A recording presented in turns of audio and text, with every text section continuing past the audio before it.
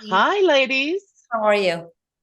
Good. How are you doing? Wonderful. Thank you for having us. Well, thank you for volunteering to talk to all these reporters. A million questions thrown at you. So, congratulations on this series. I was very excited to have a chance to talk to you because you are so unique, with both being a Muslim uh, person and also living in Los Angeles, having a career, and having 10 sisters. Oh my gosh, that's crazy. So, my first question for both of you is, what do you think the future holds for religious women in Hollywood, and what have been some of the challenges that you've had to face? When it comes to like religion and just being in the entertainment industry, I mean, really for us, having our own personal relationship with God is just that. Um, you Mhm. know, it everyone practices the religion, well, you can speak better to this question because Yeah, you it's are more practicing than I am. yeah, that religion shouldn't be based off of what you wear, what you look like, what you're doing at the time. Religion is really the relationship that you have with God. It's just your own. Right. And just because you see somebody dress a certain way or, talking a certain way or, having a libation or something out, does it make them less of a faithful person, if that makes sense? Hmm. Absolutely. What have been some of the challenges that you faced in Los Angeles? There's definitely been people that have questioned our faith, Mm. um, or have, said things about, us being Afghan refugees, some of us, and some of Hmm. being Afghan American women. But at the end of the day, I mean, this is just the background we come from.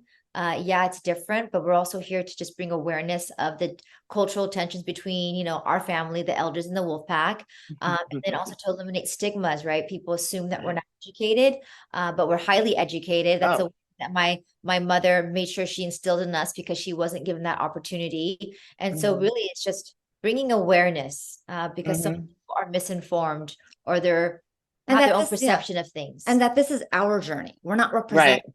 the Muslim community. We're not Right. representing the whole Afghan community. This is how we're using our religion and faith to navigate the decisions that we make in our daily lives, right? Right. Right. And unfortunately, some don't feel that way. And Hmm. that part is taking some getting used to Hmm. because I'm sure that it. Oh, sorry. Go ahead. I've never, for example, had social media, and I Mm. and I lived a very private life and a very quiet life.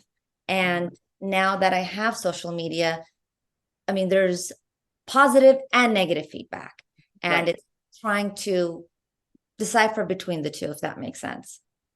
Well, I think if you look, a lot of people have false impressions of every religion and every person and whatever you're wearing, wherever you're living, for some reason that all has to be labeled and then judged.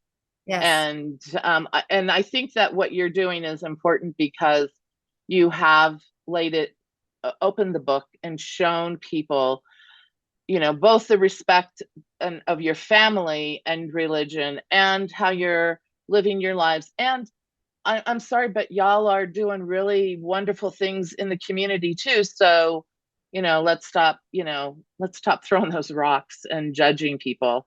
So I was really excited about, being able to talk to you further. So let me go on to my next question. What are you hoping to achieve with sharing some of these more personal parts of your lives, and the overall concept of your family story?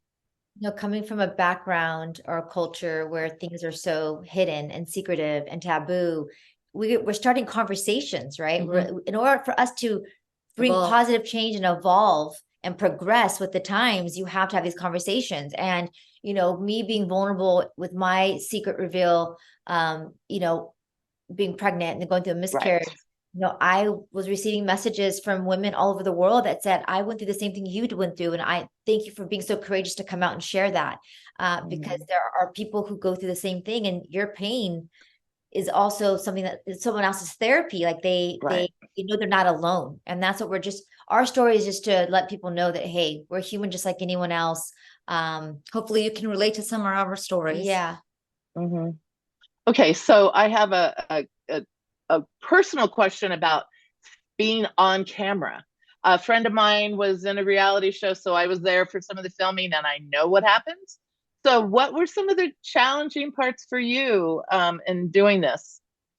I feel like we really brought our real authentic selves. We forgot the cameras were there. I mean, Oh. they talk about this idea of breaking the fourth wall, where you see Right. the camera crew, you see us, and when you're already in a comfortable element when you're with your family, so you do, like you said, you forget the cameras are there and watching. Right. Everything that we brought to the camera was real life, and at the end of the day, there was real conflict, and there was real resolve, and that's just how our And family, real tears. and that's where our family operates. Where we could be butting heads one moment, but then we're kissing and showing love and respect and loyalty the next moment, and that's how family is. Got it. Khadijah, how do you balance your career and your family, and do you have any financial planning tips? Prepare for your future, because it's coming sooner than you think. Amen to that. And the biggest thing I'm finding out now is a lot of children, it's this, what is it? The younger generation, they're thinking that their parents are going to take care of them forever. So don't Sorry. rely on inheritance. Don't rely on inheritance. Mm-hmm. True. And one last question for Jamila. So you're involved with SIS with your sister, correct?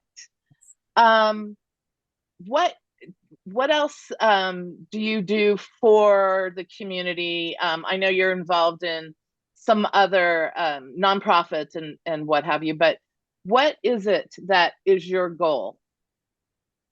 Overall, since we were kids, my mother always said, no matter what you have, you always have to give back. It doesn't matter how wealthy you are, you could give the shirt off your back. And coming into a family with 10 sisters where we weren't afforded much of anything, and then having to kind of, work hard for where we're at today. That's what life's about. What other purpose do you serve if you're not giving back to those in need? And I don't mean to be cliche about that. That's just really a core. That's a belief. That's a passion that I've always had. So, it could be in anything, whether it's in healthcare, whether it's in, food. I mean, the smallest things. things. I remember getting clothes in kindergarten, right? Because my parents were refugees, and my first language was our family language, right? Pashto. And I was going through school learning English as a second language and in Title I. And then my mom just saying, you have to persevere. And even though she couldn't help us with her homework, but trying to find someone to help, right? To teach you and overcoming those obstacles. So now even the simplest things, it's one of our pillars of religion, is giving back, right? Zakat. So whether you're giving your time or resources, teaching someone how to read. So you're just paying everything. You're just paying it forward in every way. Well, we appreciate it. Thank you so much. You're definitely someone to watch and be inspired by. So we'll see you again. Thank you. Take care.